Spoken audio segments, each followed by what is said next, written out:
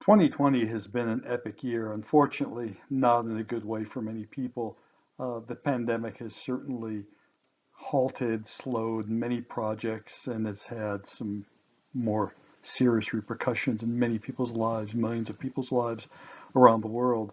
On behalf of the National Cave and Karst Research Institute, I certainly extend our sympathy and support for those of you who have suffered or know people who have through the pandemic. Hopefully, it will be over soon, but what I want to talk about today will be what NCKRI has been doing through the pandemic. Yes, we've had some projects and some of our efforts slowed down, but we've still had a pretty busy year and a very productive year, surprisingly, in spite of the raging COVID virus. So, for those who aren't familiar with the National Cave and Karst Research Institute, NCKRI, we are located in Carlsbad, New Mexico, in the southeast corner of the state, shown by the star.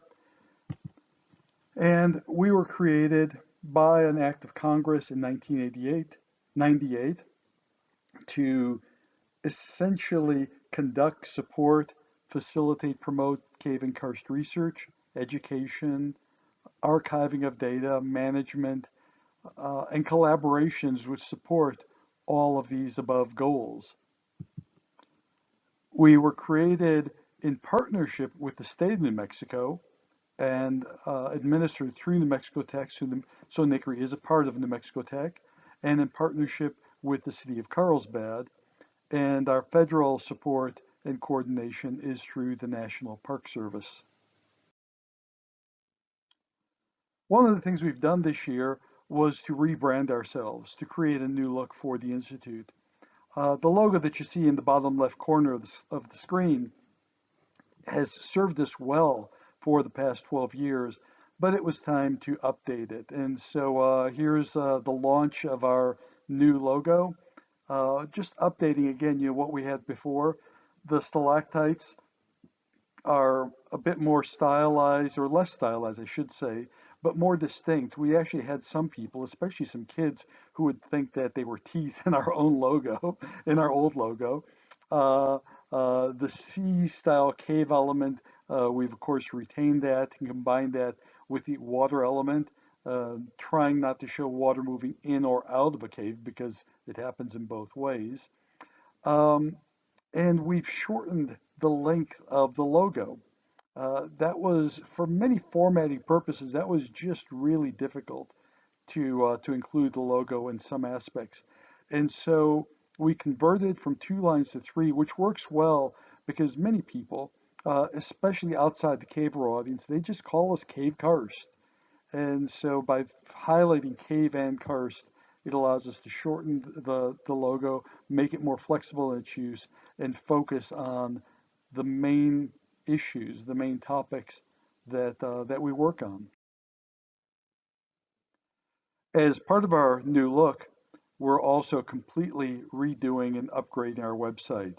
We've developed a huge amount of new information, pages and pages of reports, data, summaries, photos, educational material that's going into our new website. This is a sneak peek of our draft homepage, just a portion of it, and we hope to have it launched maybe in February. We'll see. It's a long process. We're trying to do our best to proofread it, make sure it's as clean and as good looking as possible. And of course, we'll continue to update it as we go. But watch for the news when we launch our new website. There'll be a whole bunch of stuff there for everyone. Of course, we're trying to primarily focus on our non-caving partners, the non-caving public, who really need to learn a lot about what caves are and why they are so important. One of the projects that we started about a year or so ago was out in the Philippines. And actually saying we started it is incorrect. We started working on it with partners. There was a series of expeditions done to the Philippines through the NSS in conjunction with Philippine cavers. Joel Despain, who joined us about a year and a half ago, went on the last project that was out there, coordinated with them, and everyone agreed that NCKRI should put out this book on these amazing Philippine caves. So we're working on that. This is a draft view of the title page and the frontispiece that goes with it. Obviously, there's still some formatting and improvements that'll be made here, but we anticipate having the book finished sometime next year. Unfortunately, I need to announce that Joel is retiring. He needs to take, for family reasons, he needs to take an early retirement that was unexpected, but he'll still stay with us through the end of this year, and then informally, he will still continue to wrap up the book for NCKRI as it proceeds into next year. One of our projects, one of our major projects that we've been working on for a couple of years now, has been this aquifer characterization study in West Texas. Uh, the black line, the thick black line, outlines the study area on the geologic map. The red colors identify volcanic units in the area. The green are Cretaceous carbonate units. The light blue is the Capitan limestone in the Glass Mountains, where it occurs there in Texas, just south of the Carlsbad Caverns, Guadalupe Mountains area. The various dots are wells that go down into the different aquifers in the area. And then down roughly in the center of the map, there are these blue triangles, which are a series of karst springs that are the largest flowing karst springs in West Texas. So we're trying to characterize the conditions, the water chemistry, the geophysics, flow paths and so forth around these springs. We did submit an interim progress report before pausing the project because of COVID. Unfortunately, we don't have clearance yet to release the results of that interim study, but we are gearing up to start work again, starting in the new year in January, to go back out there and continue some of the work that we're doing. We expect to wrap up the project and have the report finished, if all goes well and no more new viruses, by mid-2022. One project that we did start this year was along the Black River, just south of Carlsbad Caverns National Park. We injected dye in two locations that are shown here, injection 1 and injection 2. Some of you may be familiar with the Cottonwood Recreational Area or Rattlesnake Spring, which is the water supply for Carlsbad Caverns National Park. The visitor center for the park is right up here. And we injected dye in two locations along Black River. Why Black River? What's so important about it? In general, karst aquifers have not seen many dye traces, and so that interests us. Do arid karst aquifers function a little bit differently? But the other question is that this is not for lack of a better term, a traditional karst aquifer. This aquifer here, it is a karst aquifer, but it's formed in a conglomerate. Gravels from the Guadalupe Mountains have washed out, and those limestones have cemented together to form a different type of karst aquifer. These conglomerate karst aquifers have also not been studied very well around the world, and so to our knowledge, this is the first, maybe the second dye trace that's been attempted in a karst setting. So it shows here on the map our two injection points, injection 1, injection 2. Both of these are just upstream of where the dye or where Black River sinks underground, and then it pops up again at Cottonwood. It sinks here, and then it appears way down here around Blue Spring, and of course at Castle Spring. And we've monitored these springs here and various wells in addition to Rattlesnake Spring. The report is not finished yet, so I'm not going to get into the results. We expect to have the report released sometime in January or February. But we are also looking at phase 2 and see if we can continue and expand on this project. The photo on the right is Cottonwood Spring, outside of the study area that we're looking at right now, but adjacent to it, and it might be part of a further phase 2 study that we may conduct. The photo on the left is a shot I took in 2008. What happens every few years in Carlsbad is that the city drains the lake along the Pecos River, so they can do maintenance behind the dam.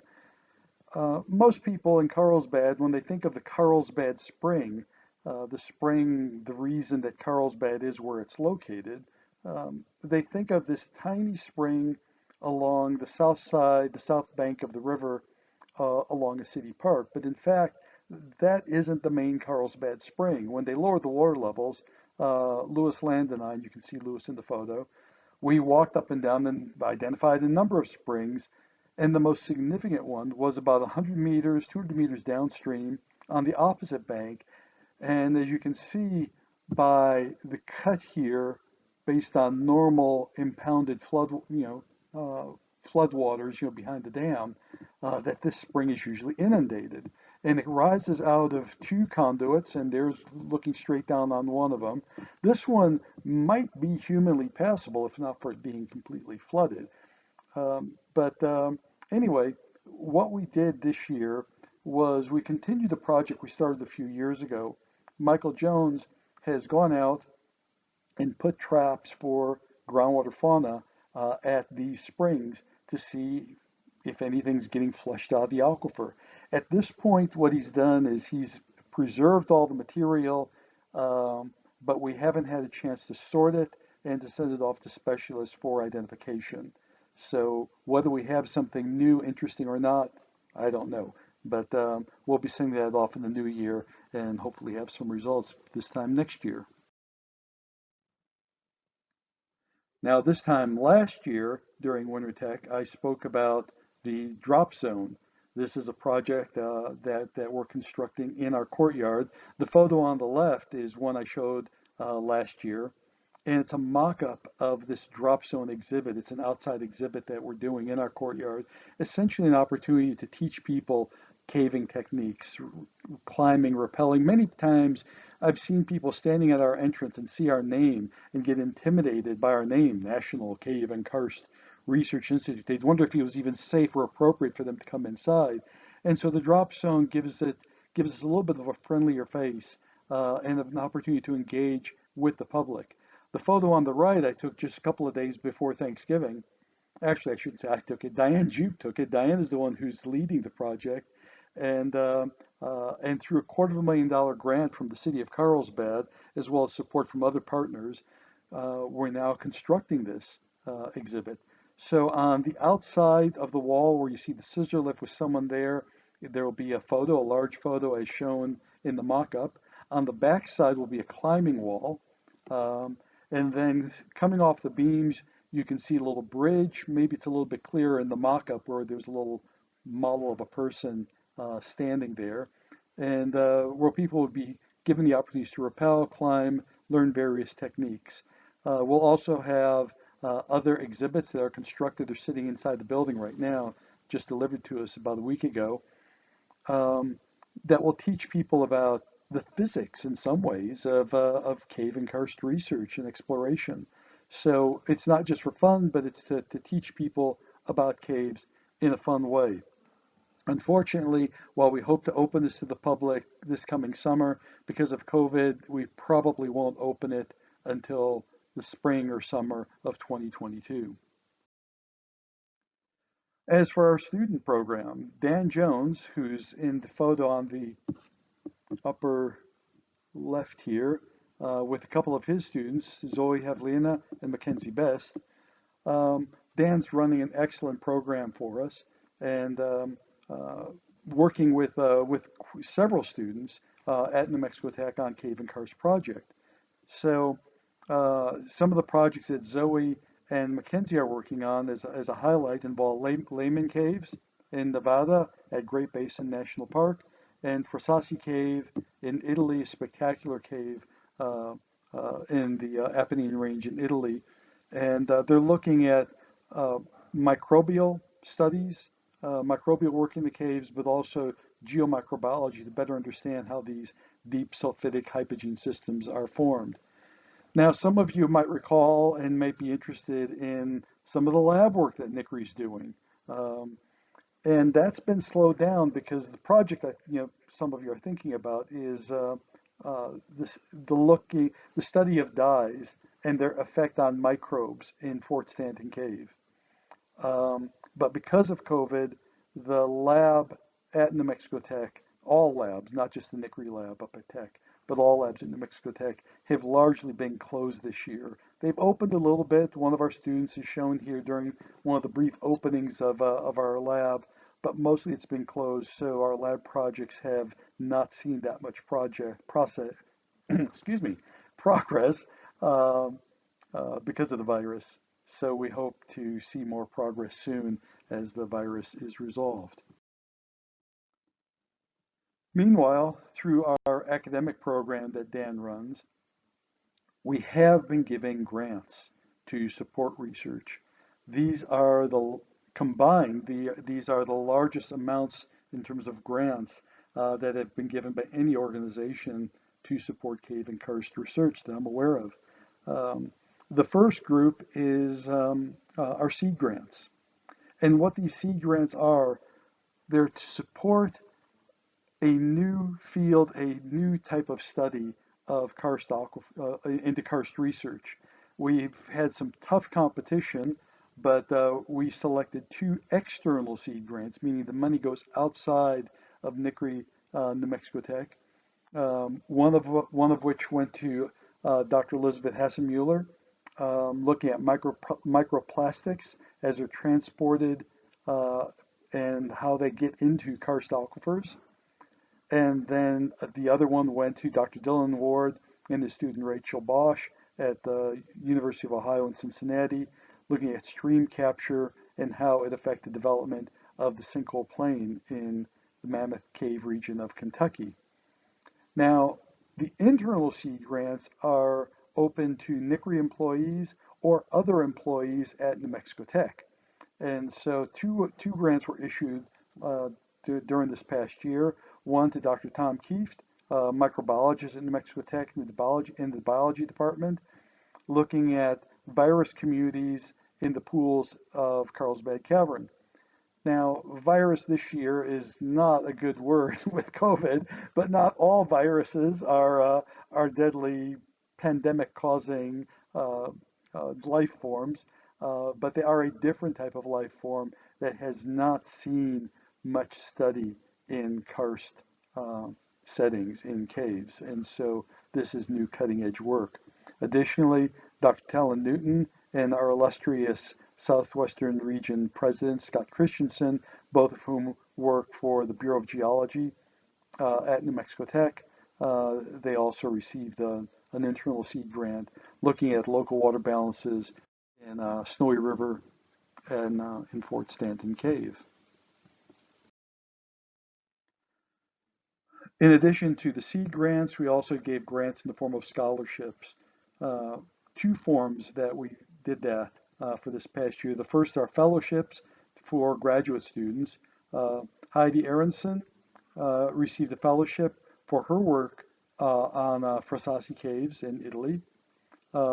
William Coleman has received a scholarship looking at the endangered freshwater beetle that lives in the Comel and San Marcos Springs, Karst Springs in Texas. And Natasha Sekon from the University of Texas at Austin is studying the cave at Sitting Bull Falls and using that to understand wet and dry conditions in semi-arid climates in New Mexico, but also to be able to apply those elsewhere. We also have what we call our UROC program. Dan came up with this. I love it. Undergraduate research opportunities in caves and karst. And our first three UROCers are Keith Deagle, looking at cave development in the Guadalupe Mountains, Brianna Green, looking at extremophile microorganisms, and Ethan Haft, looking at cone and cone structures, which are structures that occur in various sedimentary rocks, not exclusively related to carbonates and karst settings, but they do occur there. And so those are the three UROC students who received support this past year. And to close, we're getting ready for the International Year of Caves and Karst. It has been a challenge for everyone around the world planning for the International Year. Like others, we had some ideas of what we wanted to do. We started working in those directions, but instead we realized we can't do in-person events, at least not for the first half of the year. So we're focusing on virtual events, lectures, virtual field trips, attending, perhaps hosting some virtual conferences, contests, podcasts, putting out some research papers, developing story maps that can go online, and outreach with the media. That is something that's just so critical because as we're trying to make people understand the importance of caves and karst around the world, we can't just talk to ourselves. We can't preach to the converted, as the saying goes. We really need the help of the media. And so I've already been in contact with a number of international media outlets. We're hoping those will develop into good stories. I encourage all of you as you work on the International Year to contact your local news outlets, your statewide news outlets. Let them know the projects you're doing. Don't think that just because it seems a little nothing project to you, that it won't be of interest to the media. We kind of get what we're doing. We sometimes undervalue our own work, but the news media might think it is something new, interesting that they haven't seen before. So I encourage you to reach out, work with them, promote the International Year, teach the world about caves and karst. The theme of the International Year is explore, understand, protect, because we need to explore them, explore caves and karst in order to understand them properly to lead to proper protection and management long term for these fabulous resources. So that's what's going on at NCKRI. Take care of yourselves through the new year. Bye bye.